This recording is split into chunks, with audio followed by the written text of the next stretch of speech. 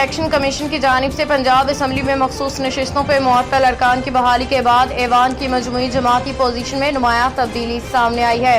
Punjab assembly میں بحالی ہونے والی خواتین اور اقلیتی نشستوں کے بعد مسلم لیگ نون سمیت دیگر جماعتوں کی اسمبلی میں عددی طاقت میں اضافہ ہو گیا ہے۔ الیکشن کمیشن کے نوٹیفیکیشن کے بعد پنجاب اسمبلی میں مسلم لیگ نون کی خواتین کے لیے مخصوص نشستوں پر ارکان کی تعداد 36 سے بڑھ کے 57 ہو گئی، جبکہ اقلیتوں کے لیے مخصوص نشستوں پر نون لیگ کے ارکان کی تعداد 5 سے بڑھ کے 7 ہو گئی ہے۔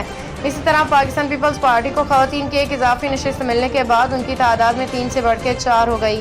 اقلیتوں کے ایک مخصوص نشست بھی پیپلز پارٹی کے حصے میں آئے، جس سے اسمبلی میں پارٹی کے مجموعی ارکان کی تعداد 14 سے بڑھ کے 16 ہو گئی۔ مسلم لیگ کی خواتین کے لیے مخصوص نشستیں 2 سے بڑھ کے 3 ہو گئی ہیں، جبکہ استحکام پاکستان پارٹی کی بھی خواتین کی ایک اضافی نشست ملنے کے بعد ان کی تعداد 1 سے بڑھ کے 2۔